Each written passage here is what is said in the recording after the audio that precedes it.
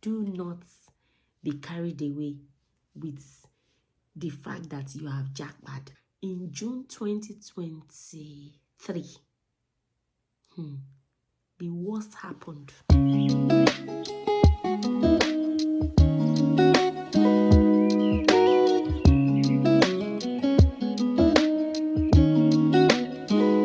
Hello, welcome back guys, and thank you for watching the last video. So it's just like a continuation of the last video, but I'm going to be talking about our experiences living alone, living by ourselves in the UK. So we moved to our new place, and that meant that we needed to start paying bills. We didn't actually anticipate what we were getting ourselves into. Yes, you have a rough idea, but when the reality hits, it's a different thing entirely. So we needed to pay for our rent, pay for our electricity, everything. The only thing we're not paying for was council tax, and that's because students are exempt from council tax in the UK. My husband is working, yeah, and then I had to work as well to support. I remember that I have 2 children, a 6-year-old at the time and a 1-year-old. Yeah, no, not up to 1. He was born in February. This was like September, October, so I had like a baby. I had to be juggling the jobs, and I remember days when my husband would be on call. Yeah, at work he's on call. His workplace is about 30, 35, 40 minutes away, and I was doing like this home care where you go to people's houses with a car. So I had to be going to people's houses with the car, and he was on call. So there's a risk of them calling him from work and me being at work. Remember that when you are doing this support and care work, you cannot abandon clients. You cannot be on your way somewhere and my husband will be like, I'm on call, I need to get to the office. So we're doing things that were actually very risky. We were exchanging keys at the door. So as he's coming in, I'm like, he's coming by 7. I have to be somewhere. I have to be in a client's house at 7:30. I'm talking about in the evenings, when sometimes I do like 7:30 to 11:30. So I just do 3 hours just to get some hours in during the week, and then I do the bulk of my hours during the weekend. So those were the things that we're going through. People are going through things in the UK. You understand? Anywhere in the world, any developed country that people travel to, they actually work for every penny that they earn. They work for it, and I had to work for every pound that I earn. Every one of it. Nobody gives you. If you don't go to work from Monday to Friday, because they pay every Friday, by Friday you will not get any money.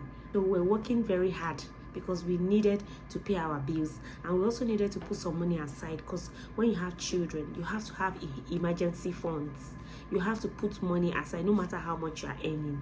That's another lesson, because all these things I'm saying, as my story continues, you will understand why it was important for me to be working and why it was important for us to be putting money aside, because you don't know the plan that God has for you in the future.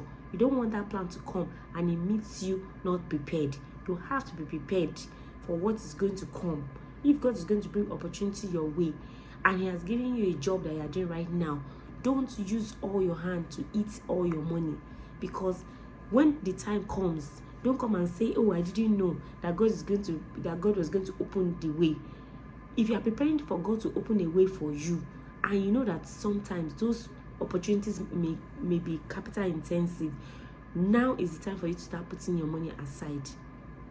Don't spend all your money. I know bills can be very difficult to pay, but you have to have a budget. I'm telling you. So that brings me to, how are we able to survive on our own in the UK? One, we had a budget. Every month we know that our budget is no more than this amount. We calculated our rent, all our bills, including the groceries, including miscellaneous expenses. And when we collect our money, because I was not earning a lot, remember I'm a student and I cannot only work for 20 hours. The way it's done is, You save before you spend.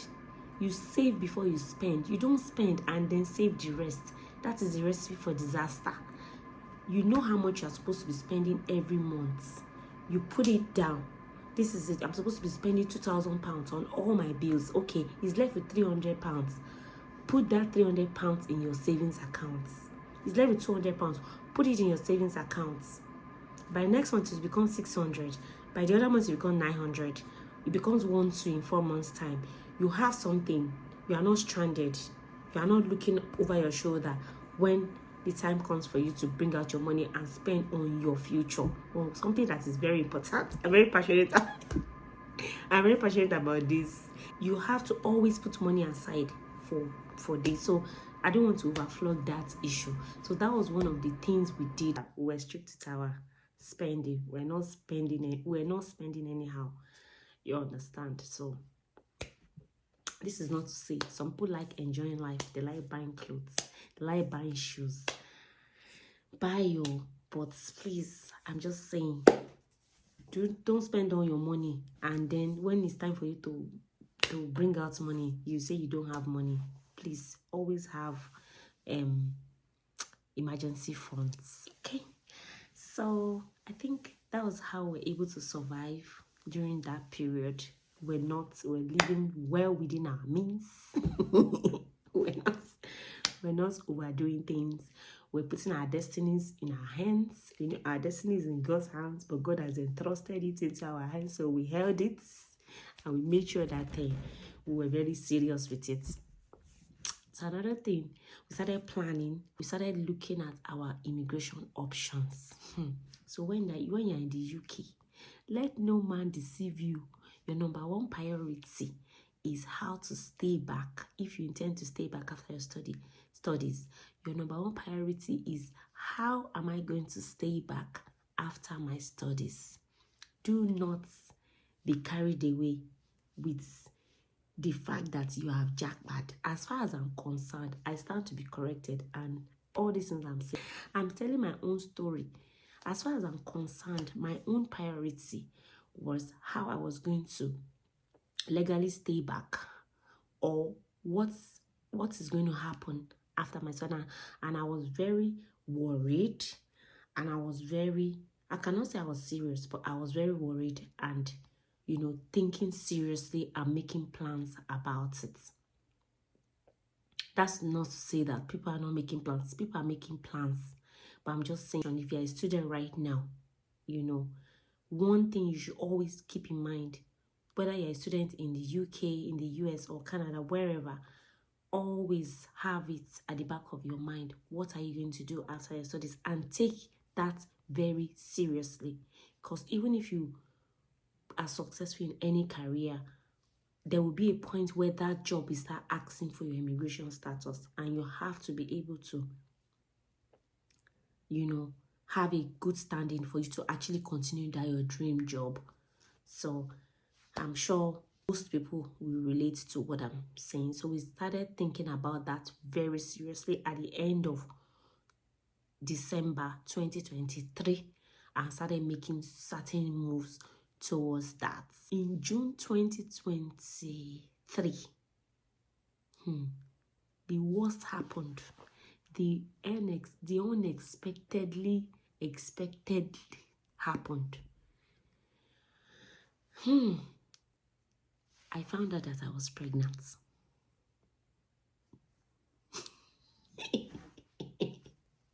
I know a lot of people will say, how can you say you found out you were pregnant? Yes, I found out I was pregnant because there's a huge gap between my first and my second, and we didn't do any family planning. We were actually actively looking for at that time, and we didn't get any. So I was just not really keen into the family planning thing, because I know that, oh, it can't happen anyway. Like, it took me like 4 years for me to even have a second child.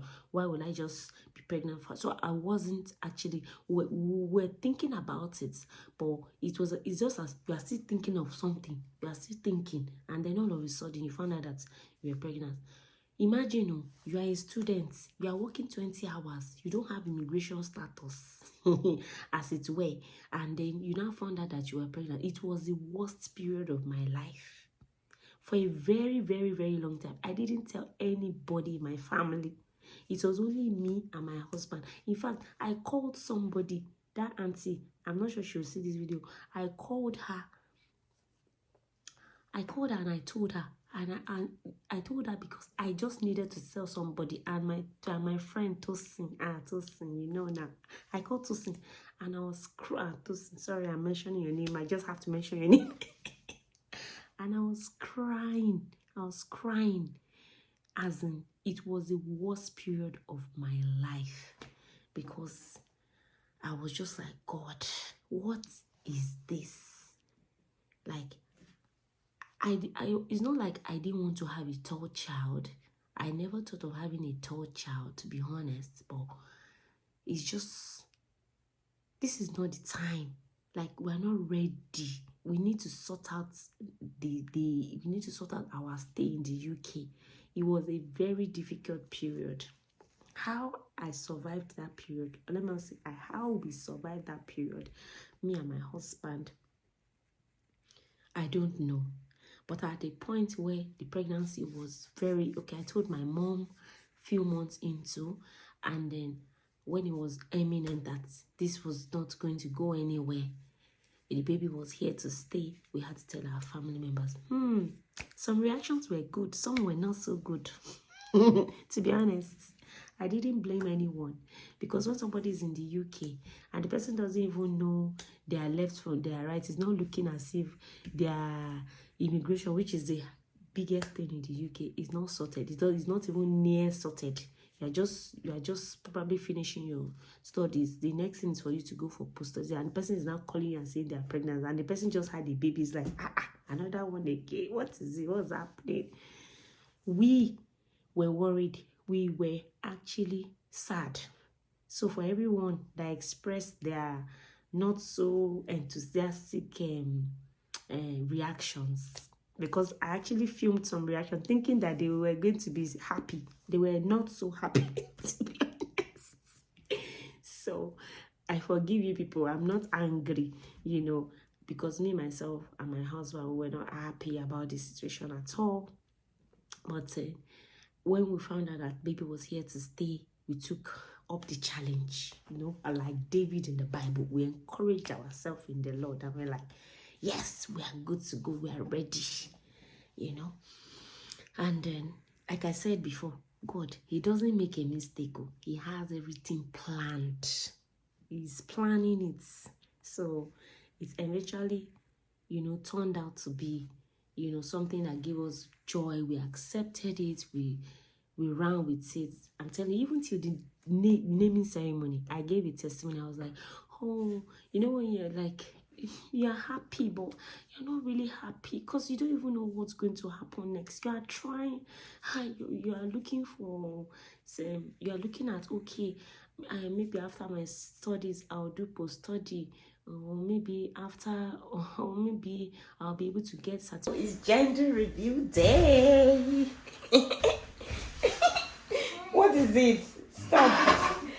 It's gender review day, my people. So, I'm the only one that knows the baby's gender. Fifi doesn't know. Daddy doesn't know. And Nathan is sleeping. So, we're going to buzz the balloon. And we're going to know, baby. Hey, give me pink. Fifi, tell me, what do you want baby to be? A girl. Girl. So, if it's a girl, it's going to be pink. We're going to find out if it's going to be a boy or a girl. Baby, what do you think it's going to be? I said girl. No, but you said it was a boy yesterday. Fifi, come and stay on this side. Other thing. Okay, baby, are we going to do in the name of the Father and of the Son? In the name of the Father. Okay. And of the Son. Okay. And of the Holy Spirit. Amen.